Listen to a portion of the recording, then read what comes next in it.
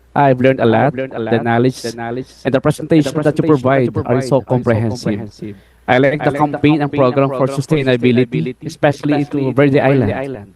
I am an earth saver, advocate, a member of Bantay Dagat, CB community, and I'm willing to preach their project to the community, not just an enthusiast.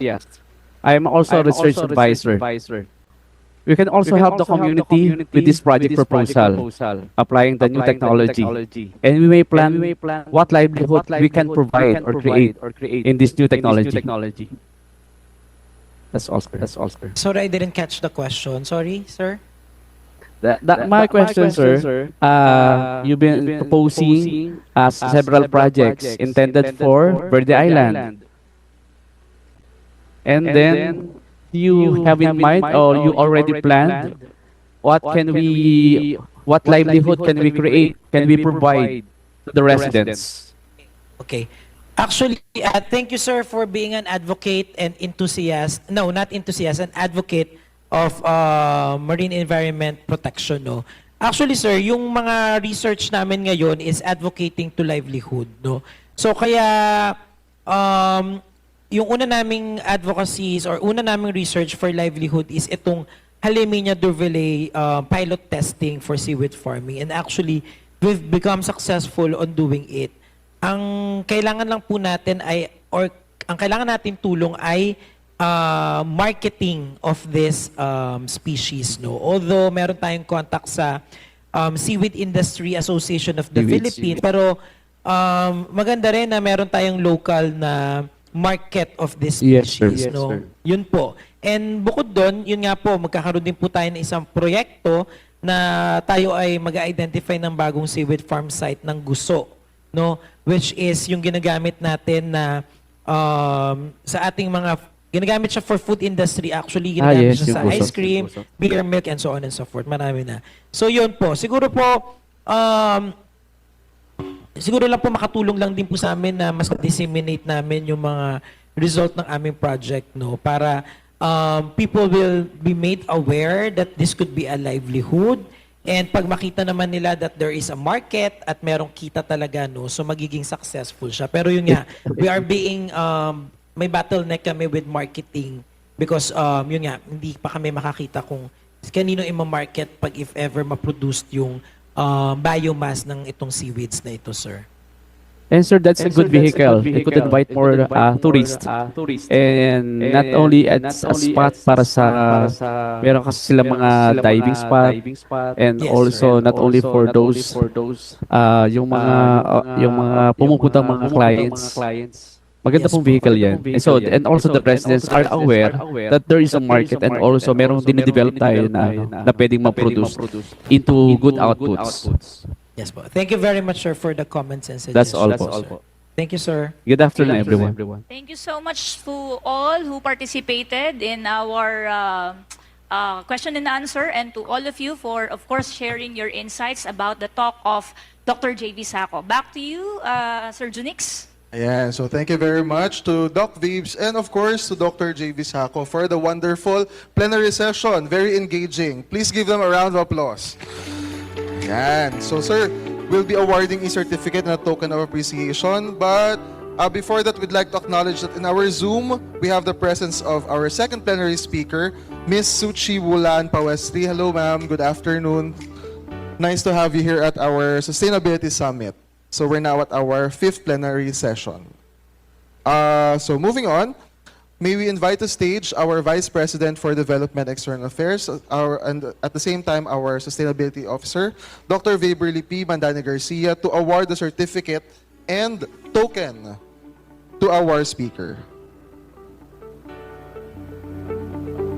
Ayan. So in person siya, we don't have to display our digital, siguro ang picture natin with the crowd. Ayan, allow me to read the inscription. Batangas State University, the National Engineering University, awards the certificate of appreciation to Dr. 𝒌𝒑𝒂𝒏𝒂𝒃, the head of 𝑰𝒏𝒏𝒂𝒃 Corals, for generously sharing his expertise as a plenary speaker in the 3rd Sustainability Summit with the theme Usapang Sustainability 2025, held on March 19, 2025 in hybrid setup at the Narra Hall, Batangas State University, Pablo Borbon, signed by University President Dr. Tirso A. Ronquillo.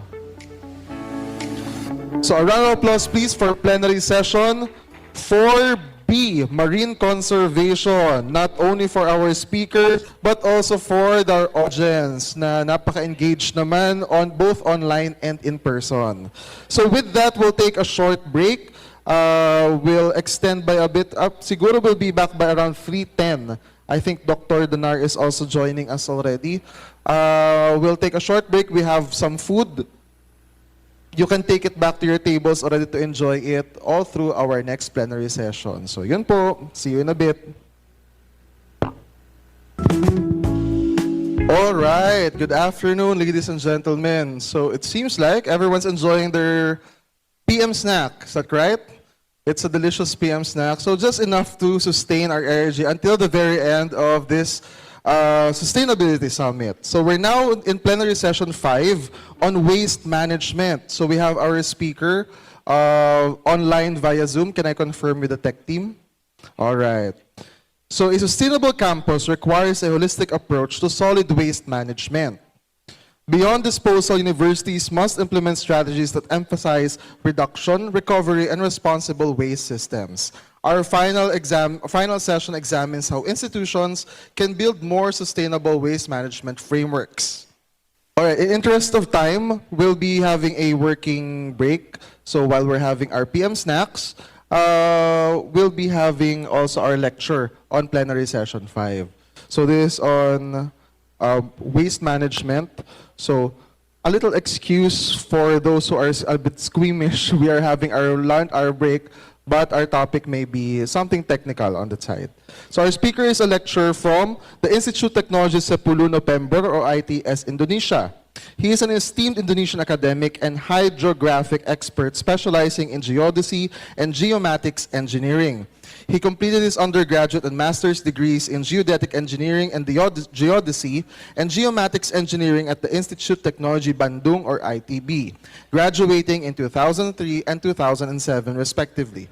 He further advanced his expertise with a PhD from the University of New Brunswick, Canada in 2016.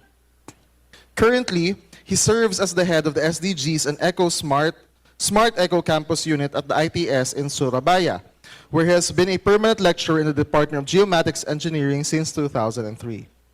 His previous roles at ITS include serving as the head of the Department of Geomatics Engineering from 2020 to 2024. Additionally, he is a non-permanent lecturer in the Hydro-Oceanography Study Program at the Naval Technology College, underscoring his diverse academic roles. His professional career is distinguished by his leadership in significant projects such as the sedimentation modeling of the 𝒂𝒂𝒏𝒈 𝒂𝒂𝒏𝒂𝒃 and the bathymetric survey of the pt-𝒂𝒏𝒂𝒃 development planning. His research has been published in numerous prestigious journals and conferences, making significant contributions to the fields of underwater mapping and sedimentation studies. His work includes pioneering studies on bathymetric data analysis, seafloor sediment mapping, and the integration of GIS-based interpolation methods. He currently holds the position of head of the SDGs and Smart Eco Campus Unit at ITS. Ladies and gentlemen, please welcome the lecturer from Sepuluh November Institute of Technology Indonesia to talk about campus solid waste management, Dr. Danar Guru Pratomo. Hello, sir. Good afternoon.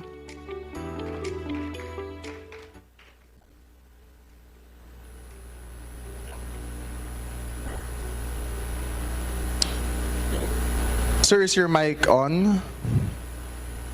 Yeah. Okay, thank you. Thank you. All right. Okay. I'm good.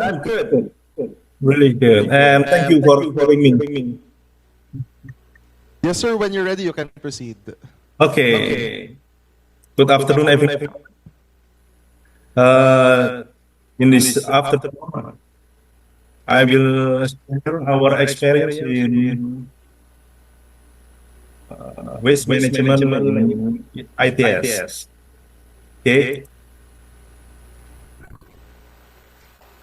Can you guys see my presentation?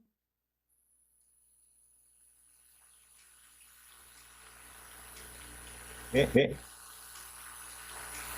Why I can hear my voice double here? Okay. Okay.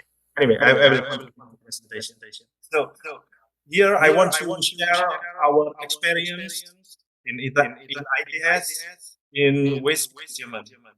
So it's from implementation to policy.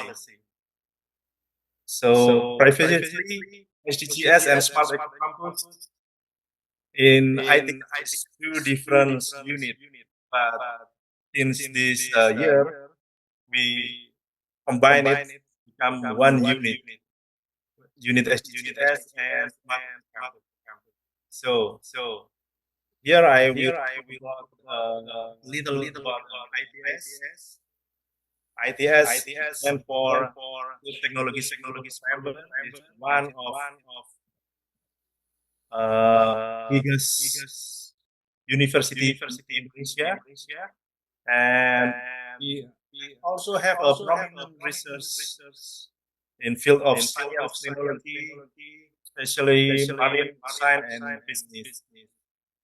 IDS is established in 1960 and has been demonstrating significantly U.S. university rankings from 2020. So we also have a profound leadership in Indonesian Eastern Part University Consortium, particularly. And ITS located in Surabaya. It's the industrial and the second largest city in Indonesia in East Java over here. And news about ITS, we have two campuses in Polilo, Kaminoto, and Manya. All of these campuses in Surabaya City.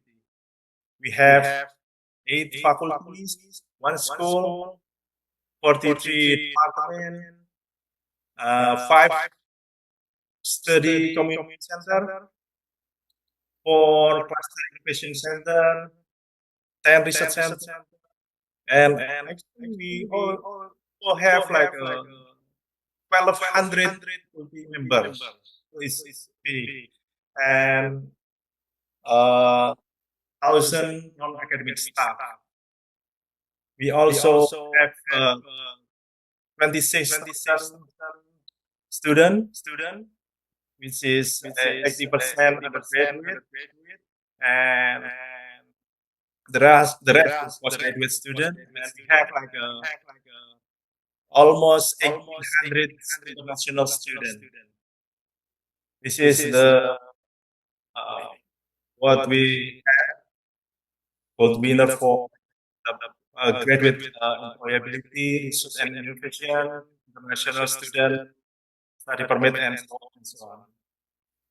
And these are landmark in ITS. So it's the night, and this is our research center, and this is our city, the capital city of East Java province. And sometimes they call it city of heroes, and population around 3 million. So it's a dense population in Surabaya. And here we go. It's about arts. IDS Smart Eco Campus is an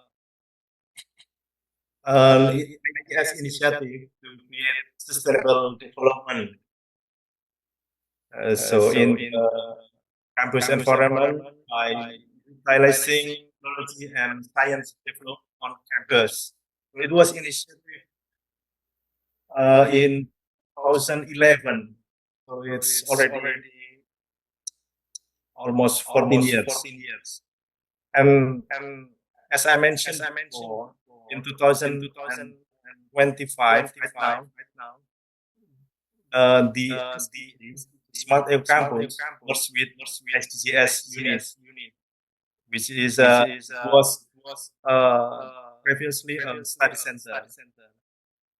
So right now, this unit is focused on developing policy for fostering cleaner, greener, and more sustainable campus. So this is our scope of activities. It's called Alter. Is abbreviation from air mean water. So to save and clean water, and L limbah or waste in English, manage how we manage waste. T for transportation, in English, separately transportation and infrastructure. E for energy, sustainable and energy that we have to use in ITS, and R is for ruang terbuka hijau. It's like a open space, environmentally friendly research and education. So we go one by one for waste management in ITS. So for first is for water and liquid waste. So ITS successfully conserve more than 50% of its water. This is from our survey 2024, and we put effort into reducing water and liquid waste in several ways. So this waste management in water and liquid is like this is the SGS matching. And the first program is the water program. So we try to treat water waste to various wastewater treatment plants, including liquid water, waste from urinals, and bathroom floor drains. In the ETS research building, it's processed through WWW, and we use it for toilet flushing need. And for the canteen, wastewater for canteen, we proceed using an aerobic reactor. So it's located behind our canteen. So this is the picture of the WWE in our mask, and this is from our canteen. So we try to make minimum waste from the water. This is in close to the rectorate building. So we try to use this water after the treatment for many things, including planting. So this ablution with water is close to the mouth. So we manage with a razor, aeration pond, and we use it for watering the plants and pond as well. So the second program is implementation of water usage efficiency. This to prevent massive waste, to saving water. So we just install like really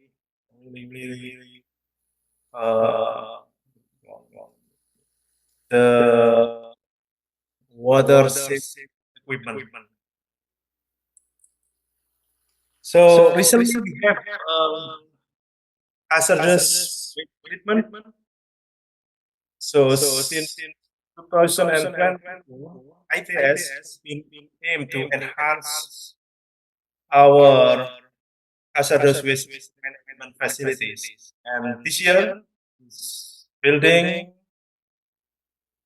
is finally completed and will soon inaugurated and ready for operation by mid-year, hopefully. Finger crossed. Yeah. And this is our hazardous waste management. So currently, ITS manage hazardous waste management through temporary storage of medical waste in container, storing hazardous laboratory waste in container and jerry cans, sorted by type, and we also collaborating with third parties for the transportation of the hazardous waste from laboratories. And by this mid-year, we will use our new hazardous waste temporary storage facility to accommodate the waste from laboratory, workshop, and medical waste and more. And then the party will take you the final storage facility. And this is for non-organic waste, solid waste. So we actively involve all academic community in campus, which is management, to foster environmental consciousness. Two main infrastructures function to accommodate waste and integrated recycle system. We have one is ITS, integrated fast saving. This called Tungan Sampah Terpadu in Indonesia. So we call it TASTE. So TASTE is operates in collaboration with environmentalists and community. So we include student community to join with us, and all faculty members, CBT, to academic community to involve with us and to participate with us in this phase. And we choose and sort and all the ways like a paper, plastic, and so on. And also we have a bank account. So the student or academic community can have one as well. This is our web. And the second one is resource vending machine. This is this machine established in structure. So it's called like a money from machine. So we just plastic bottle waste to this machine, and we have also collaborate with BSI, Indonesia, and if you put plastic bottle open here, you can have our credit in that bank. And it's located in several places in ITS. And for the organic way, we manage the organic waste into two types: leaf litter from the plants around the campus and daily food waste. And currently, the management is conducted differently. So for the leaf litter management, we have the host of campus. So we also have the composter, and we use this product to fertilize our urban farming. And for the food waste management, we have collaborate with some department in ITS, with the biology department and environment engineering department, and we have collaboration with a local social entrepreneur focus on food-based development. It's called Gata Pangan. So some we make a food is what is called some little worms, something like that, and then if we have the like food that we don't haven't eaten, so collect it and give to the poor, something like that. This is for internal education and community volunteering activity. So basically, Eco Campus policy is we want to support a more sustainable campus. Support from the campus management level is needed to enforce the implementation of this sustainability principles at all levels, from the highest to the lowest level. This unit, ESN Public Campus, play roles in advocating policies to be complied with by the academic community. And this is one of our most recent waste policy is plastic consumption in the station. So right now in ITS we cannot use this is called the not reusable plastic bottle. And some our upcoming waste policies is include general waste maximum and hazardous waste standard operation and procedure.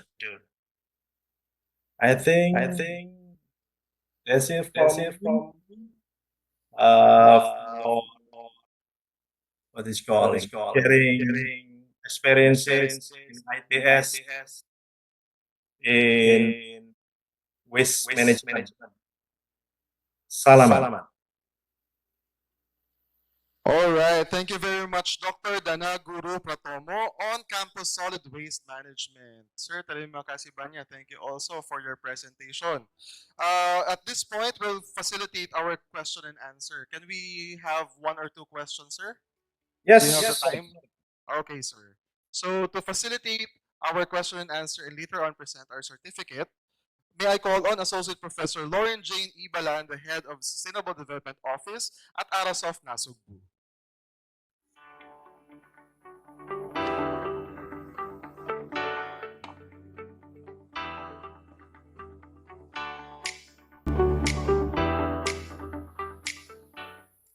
Hello, good afternoon, everyone. So, alive pa ba tayong lahat? Last na po ito.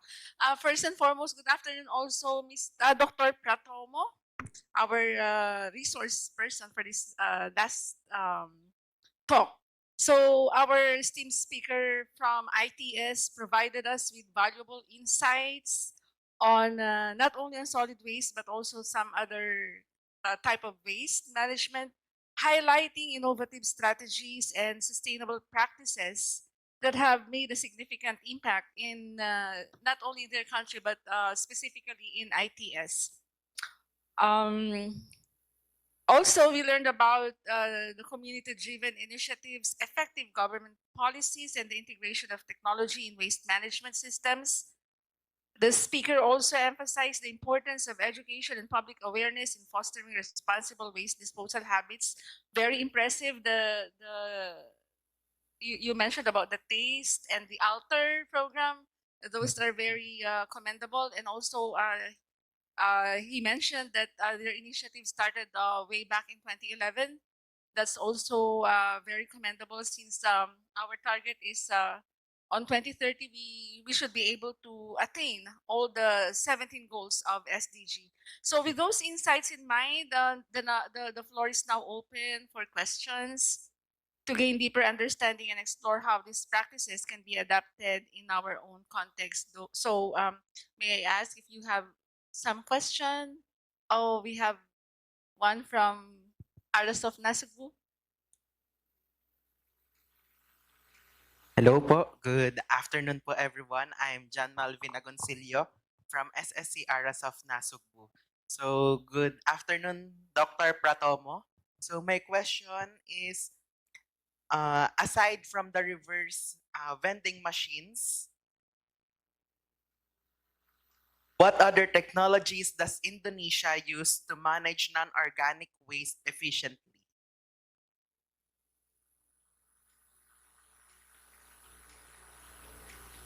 Yeah. Okay. Okay. Or we can write it down first on the question. Should I answer one of the question?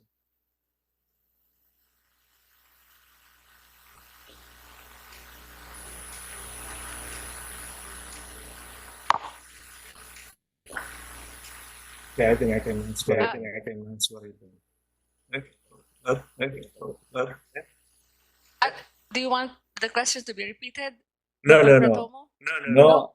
I just want. I just asked that. Can I answer it, or we just write it down first on the question, and then answer it, or just I answer question one by one? Yeah, you may answer right after the question. Thank you. Okay. Okay. Yeah.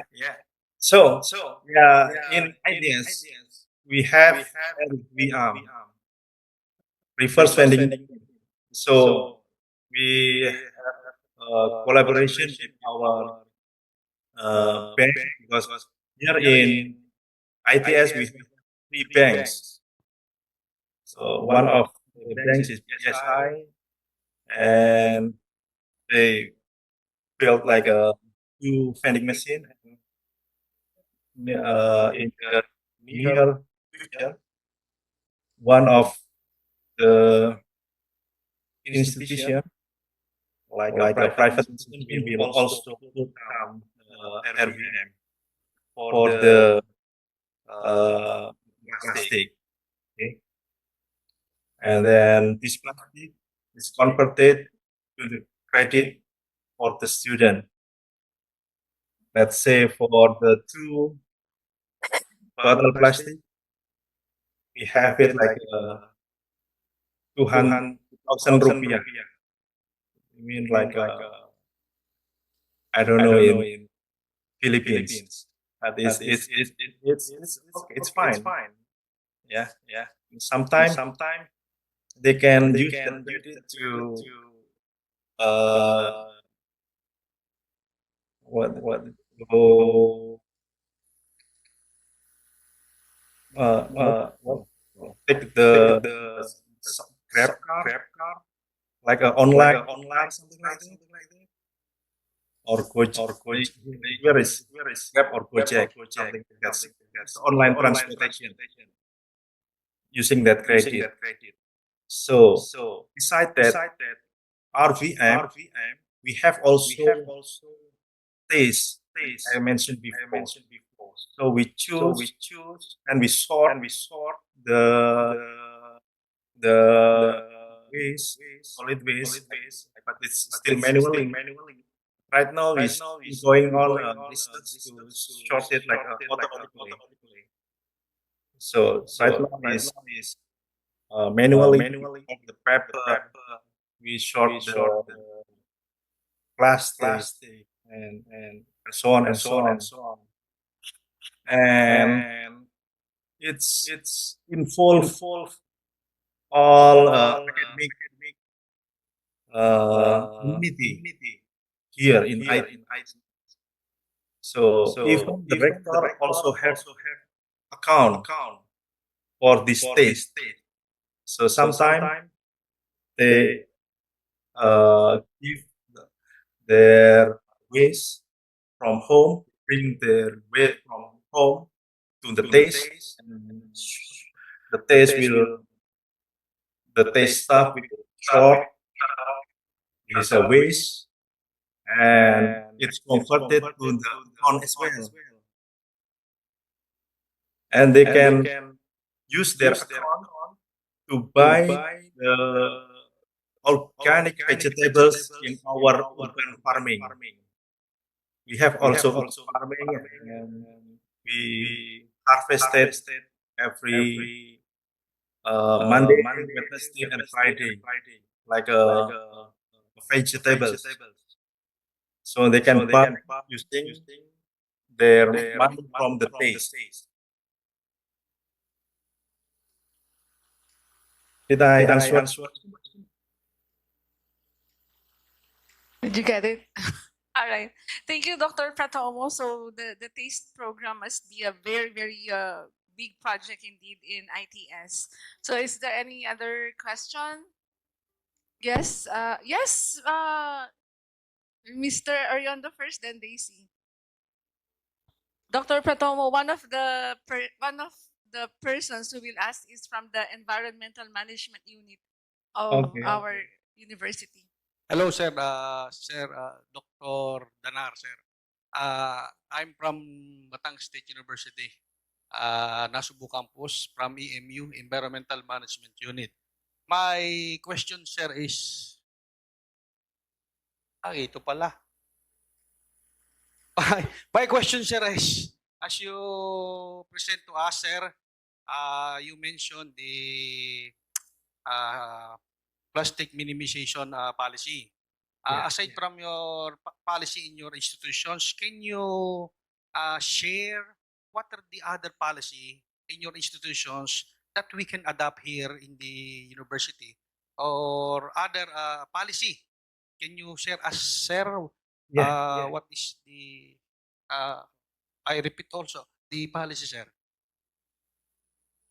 Sure. Policy, Dr. Danar. Aside from plastic minimization, sir, what are the other policy implemented in your institution, sir? To minimize solid waste. To minimize the solid waste. Thank you, sir. Yeah. To minimize the solid waste, actually, we already have like a policy for using like a soft copy. So far, instead hard copy or hard file. That's the another policy. So that's from the rector. It's like, so we don't have any what is hard copy letter in ITS. It's like it has been perhaps 5 years. 5 years from now. Yes. So that's one. To minimize the, but still, we cannot avoid the using of paper, but we reduce the use of papers by doing that one. For, let's say, for the exam, we try to use like online instead like using a paper, something like that. But still, some departments still using paper, so it's a little bit hard to convert from the soft to from the hard to soft. Yeah, that's the policy. We still working on it as well. And right now we have policy. Just last week we have policies that we have to reduce the snack. Yeah. If we have meeting in the same department, we cannot provide snack. Snack with the box and the cover and box. We cannot have anymore here. But if we have like yes, we can have it. That's I think the two another policy to reduce solid waste in our university, as far as concerned. Yeah. Okay, thank you, Dr. Pratomo, for your sharing of some of the policies. Indeed, it's very challenging to implement those, right? Yeah, Very challenging. especially the last what I mentioned last, by reducing the consumption for the event, like the meeting.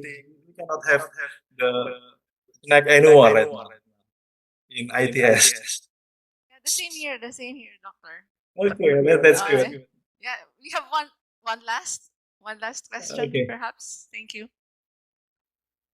Hello po, good afternoon po. I'm Daisy from SDORSOC po. So here's my question. How effective has the Eco Campus policy been in your university? What improvements or challenges have you observed since its implementations? Come again, please. How effective has the Eco Campus policy been in your university? What improvements or challenges have you observed since its implementation? Yeah, I think so. This is the procedure. We try to make a draft, and we send it to our secretary and secretary to the rector. Like that. And then the rector give some what's called the rules like that. So sometimes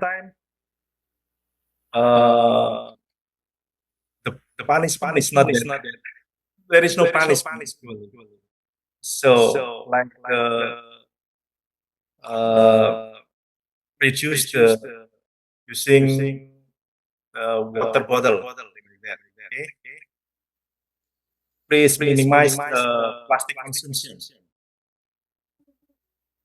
So if somebody use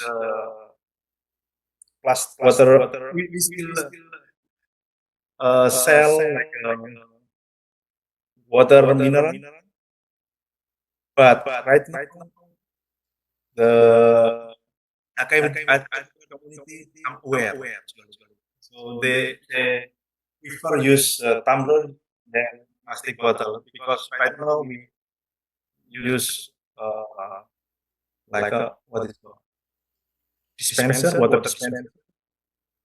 So not plastic bottle and water bottle and. But still, we sell in our canteen still and yeah, a lot of challenge for this policy. So sometimes we have to give a socialization, give a presentation to all units in ITS, and this is the policy, new policy, and you have to make you have to aware with this policy and to make attention to this policy. So we also involve student volunteer. We have volunteer in our unit, and to promote this policy as well, where the government or the student activity, something like that. Yeah, and we involve. We try many ways. Yeah, to make this policy can be implemented, and at least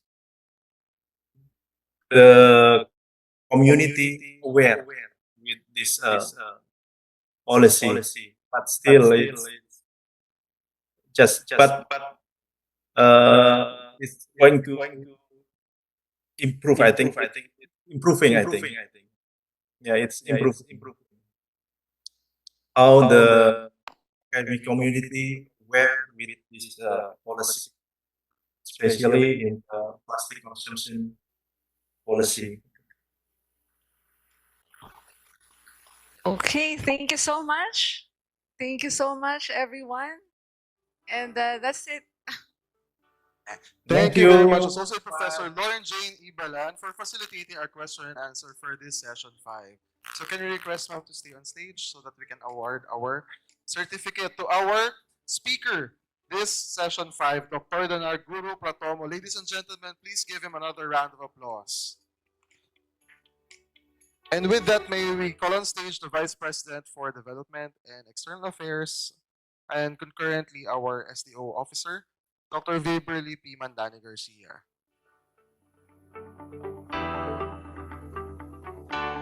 Ayan. So for the last time today, we'll be awarding a certificate of appreciation. So please, our audience, kindly look at the camera. Will be part of our photo op. And so, sir, we'll show you our participants here in our room. Well, we hope you can see our participants. Yeah. Allow me to read the inscription. Batangas State University, the National Engineering University.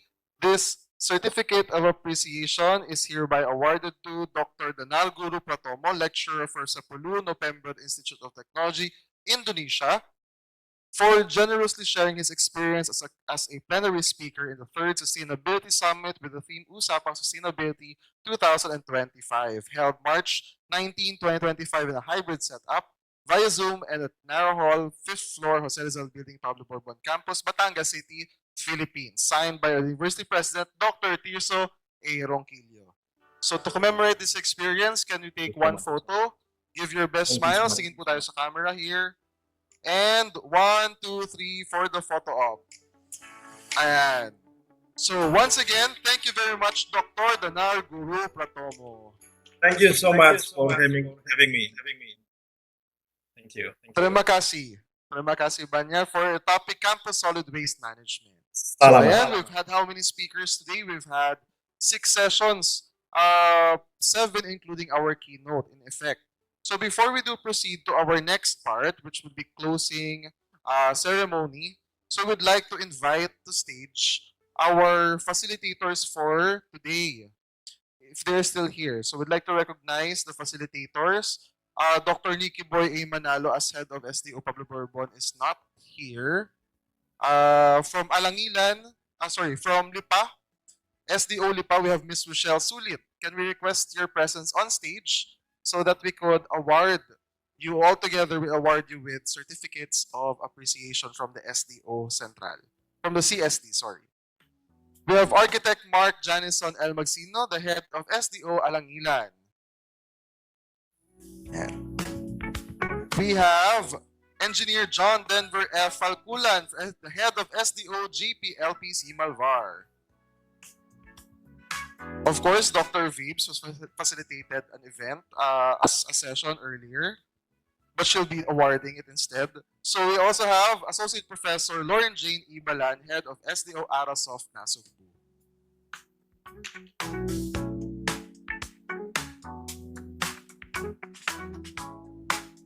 You are a facilitator and at the same time awarding the facilitators, fellow facilitators. Doc Nikki Boy is not around. Shall we have someone to represent him?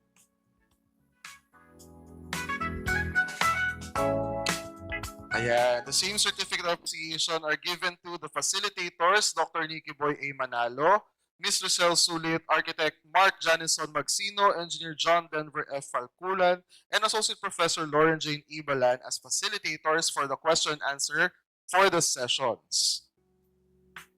Ladies and gentlemen, it would not have been productive without our facilitators. Please give them a round of applause.